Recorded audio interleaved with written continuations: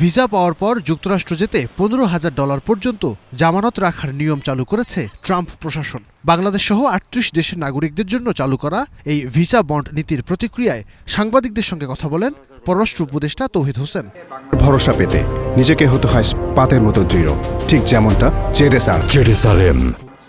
পররাষ্ট্র মন্ত্রণালয় উপদেষ্টা বলেন, অবৈধভাবে যুক্তরাষ্ট্রে পাড়ি জমানোর প্রচেষ্টাই এই সিদ্ধান্তের জন্য দায়ী। তবুও ওয়াশিংটনের সঙ্গে এ বিষয়ে কথা বলবেন তারা।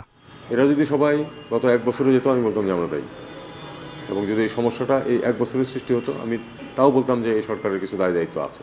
এই পদ্ধতি চলছে দীর্ঘদিন ধরে, কাজেই দায় দায়িত্ব যদি আপনি ধরেন যে পলিসিগত দায় দায়িত্ব যদি কারো থাকে, সেটা হলো পূর্ববর্তী সব সরকারের আছে, সেটাকে আমরা পরিবর্তন করতে পারিনি, পরিবর্তন করা সম্ভব না। ব্রিফিংয়ে উঠে আসে মুস্তাফিজুর রহমানের আইপিএল থেকে বাদ পড়ার বিষয়টি। তৌহিদ হোসেন বলেন, এই ইস্যুতে ভারতে অনুষ্ঠিত হতে যাওয়া টি-20 ওয়ার্ল্ড কাপে বাংলাদেশের অংশগ্রহণ না করার যে সিদ্ধান্ত এসেছে তাতে পররাষ্ট্র মন্ত্রণালয় একমত।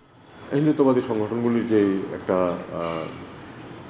বাংলাদেশ বিরোধী কার্যকলাপ এবং কথাবার্তা চলতেছে, সেটার প্রেক্ষিতে আসলে সত্যিকার অর্থেই তো ভারতীয় সংস্থাগুলির পক্ষে নিরাপত্তা দেওয়া কঠিন হবে সবাইকে। সেই হিসাবে যে আমরা আসলে খেলবো, কিন্তু ভারতের বাইরে খেলবো। নিরাপত্তার কারণে ভারতে বাংলাদেশের 3টি মিশনে ভিসা কার্যক্রম স্থগিত আছে বলেও জানান তৌহিদ হোসেন। বলেন, পাকিস্তানের সঙ্গে যুদ্ধবিমান কেনার বিষয়ে কথা চলছে। নাইম আবির, স্টার নিউজ, ঢাকা।